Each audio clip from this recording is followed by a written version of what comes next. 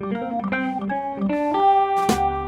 I'm picturing you in the lab, and you've drawn a face on an ice bucket, and this is your new friend that you talk to. It's got to be so quiet. Yeah, his name is Wilson. It's sort of a walk-in broom closet, but it works out for lab work. Welcome to Hello PhD, a podcast for scientists and the people who love them. Today on the show, we talk about what happens when your PI decides to go, but you decide to stay. You should stay with us.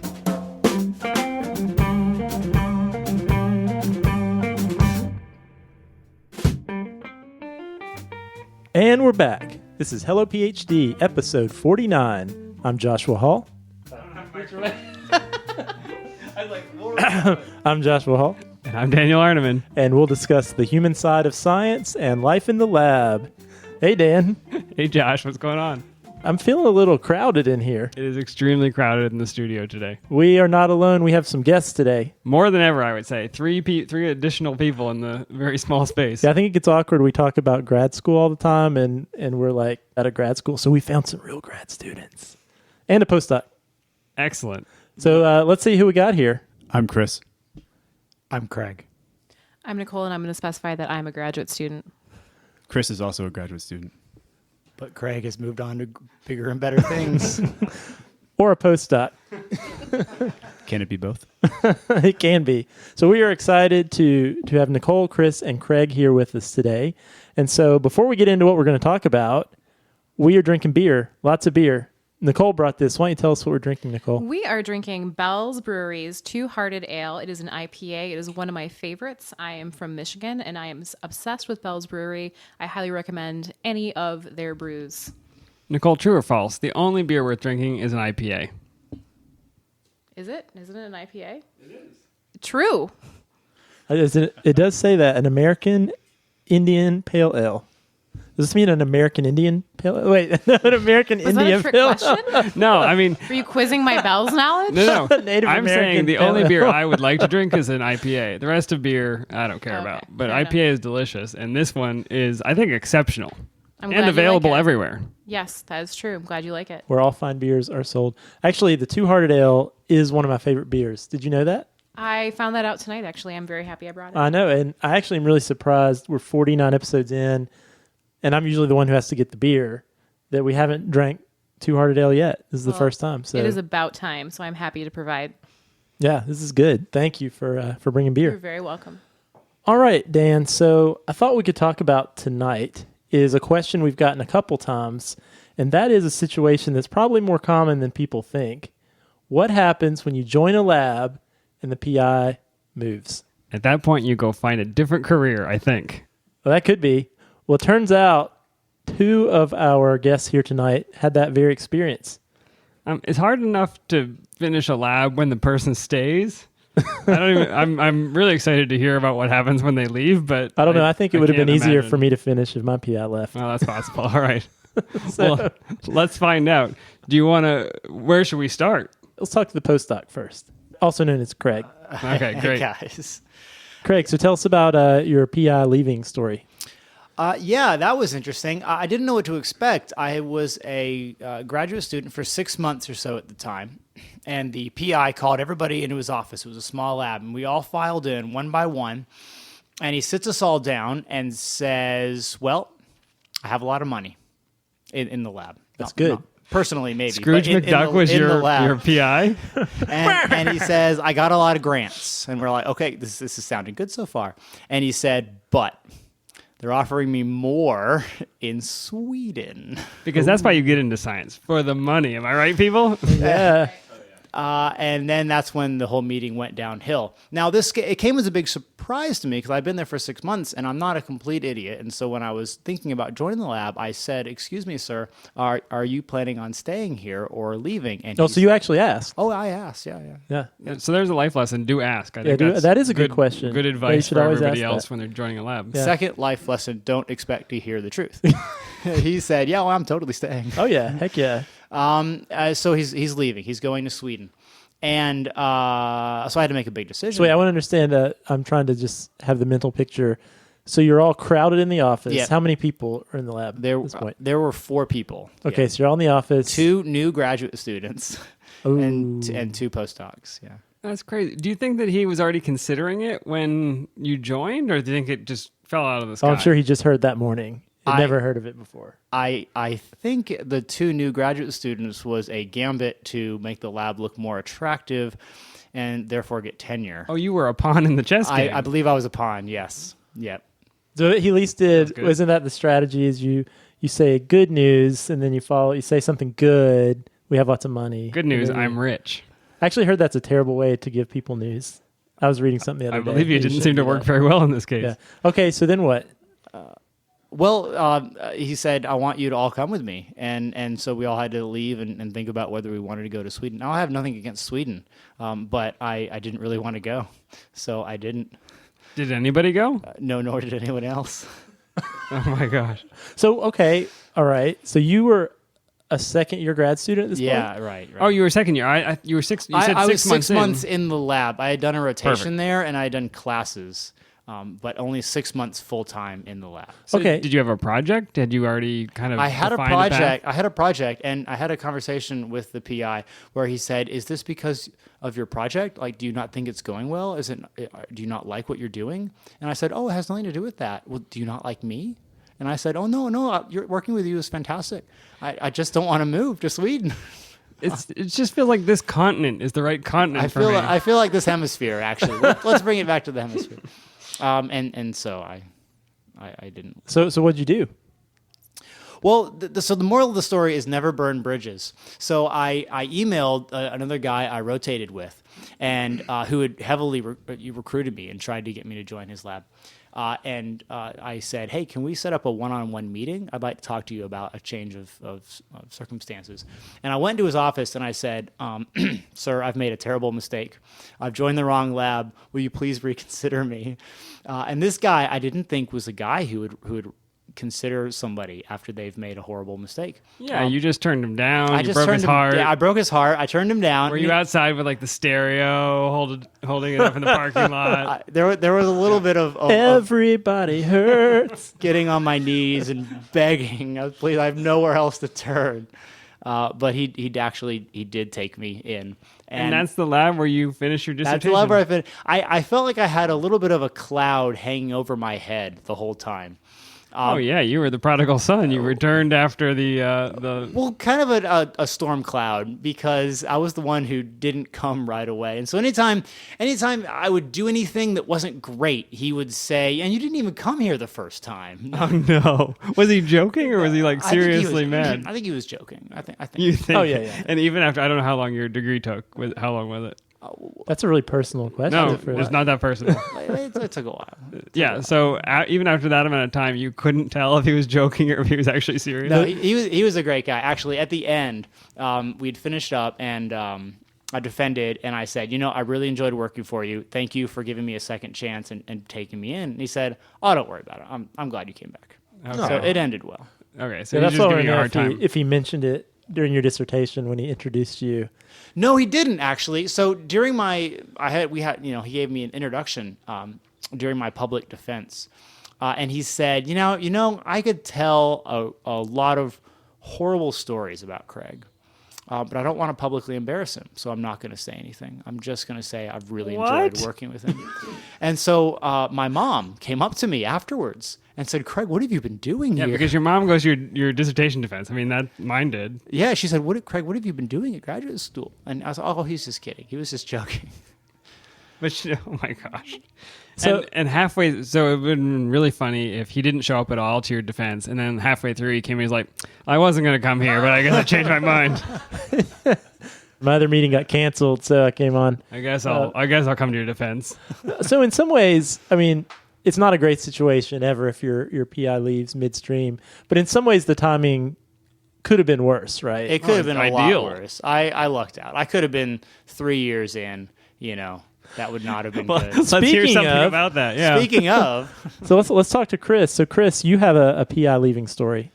Yeah, my PI actually left towards the end of my 4th year, and that's been interesting. But I do have a friend whose PI left in her 2nd or 3rd year, and she was, halfway into a paper or whatever, and just had to stop cold and switch labs because she's married and has a life here and was not going to be leaving. So that was bad. Mine has not been quite so bad. But it has been a little different than your experience. The day that I found out my PI was leaving, she came into lab and kind of looked at me in the way that I have come to expect when she is going to give me more mice to breed or is going to, maybe dress me down or something. And so I came into the lab, That look that you learned so well. Yeah. Yeah. Oh, yeah. And I go into the lab, or I go into her office, and she looks me in the eye, and she tells me she's going to another country. I was like, oh, that's certainly a thing you do. And I mean, I thought that. I didn't say that. Oh, and, how long are you gonna be gone? 2 weeks? 3? Yeah, sounds like a great conference. So yeah, she told me all the details, and where. First of all, I differ from you because I'm pretty close to the end, and so I was going to end up staying at my university to finish the degree. But she also sort of assumed that no one was going to come with her. So what she did before she told everybody was to actually figure out like the grant situation and money and where we were going to be working, et cetera, so that there'd be as little disruption as possible when she did leave and left everybody behind, which was actually a really great thing in hindsight because we didn't have to worry about that so much. But then, yeah, she left and she's been gone for, almost So a year now. how much time went by between the conversation, the hey, I'm leaving, and actually leaving? She told me it was about 3 months. Okay. Yeah. And so you're 4 years in, 4.5 years in. yes. And how far are you in now? How long ago was that? That I was guess? about a year ago, she told me. So you're just, what now? What are you doing?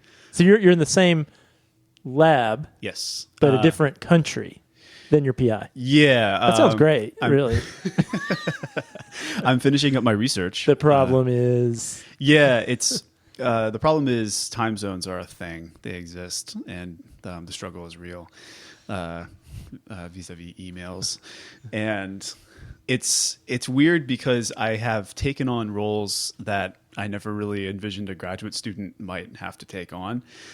Not only, I'm finishing up my research, and that's actually, the load there has become, slightly lighter because, we're not pursuing any other lines of research in my lab physically where I am now. So I'm really just sort of finishing up my little circumscribed area of stuff I have to do.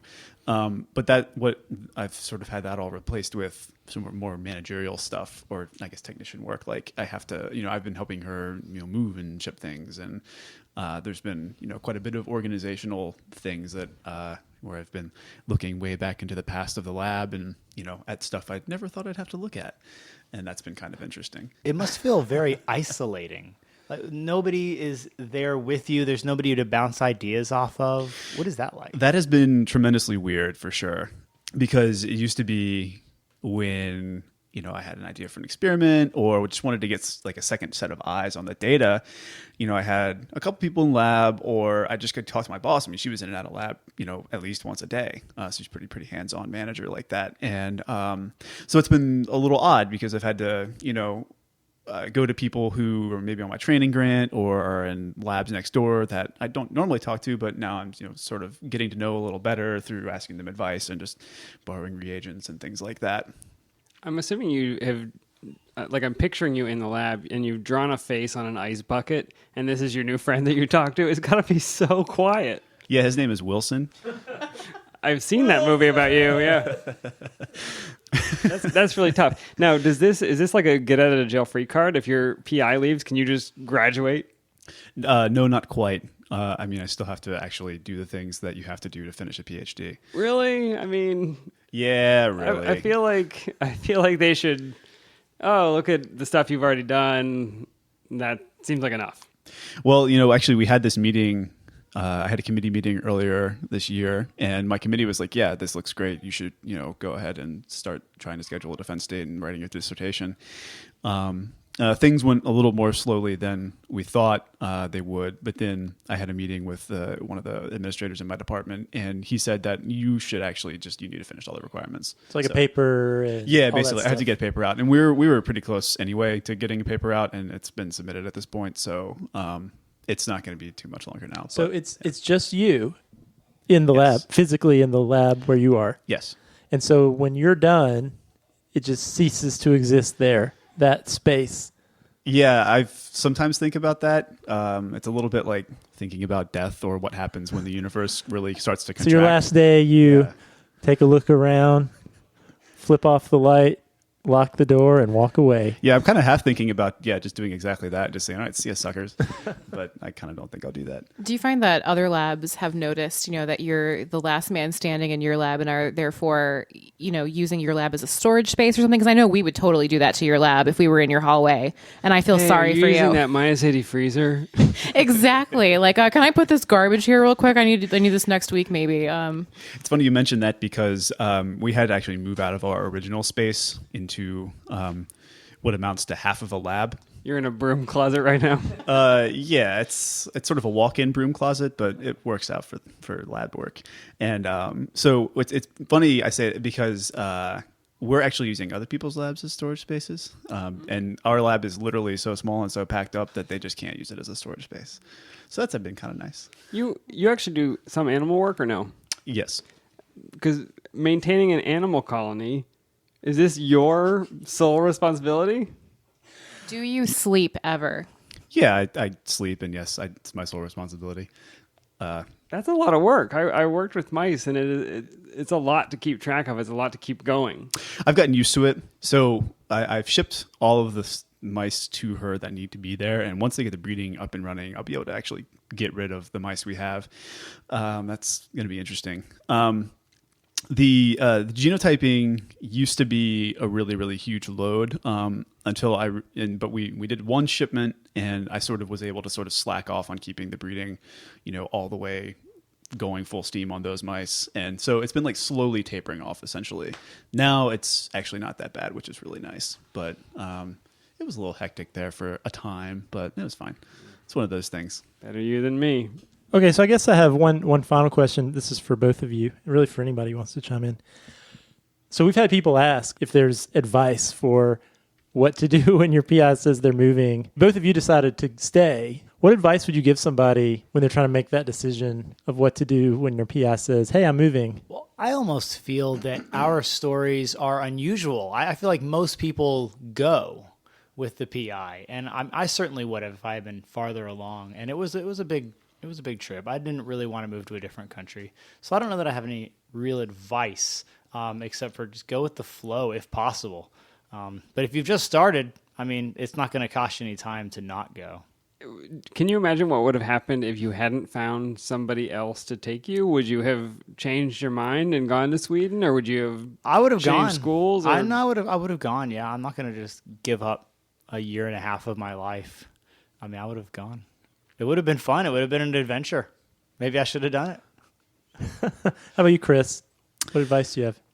It's actually along the lines of what Craig said. I think it's just you want to be flexible. I thought I was going to be graduating in a couple of months, and that's it's been pushed back several times basically since my boss moved. But you just kind of have to be flexible and just kind of do what's in front of you. And I found that's a pretty good way to make it happen, because if you think too much about the cosmic silliness of it all, then it kind of just starts to weigh you down a little. Just go to lab and play that music that you love that everybody else used to hate and complain about. Yeah, they can't complain about it because they're not there. It's like, I made my lab disappear. All right. All right. Thanks for coming, guys. This was really good. I think it was great to hear your stories and to see that you both seemingly survived. Yeah, thanks for having us. It's been fun. Appreciate it, yeah. Nicole, thanks for the beer. You're welcome, Josh. Nicole, you're And my Dan. hero. Okay, so now since you're here, you may or may not know, but we always end our show with a word puzzle. And so we're going to subject you to Dan's word puzzle. It's not just any word puzzle. It's an etymology puzzle. I feel like it's a very specific type of word puzzle.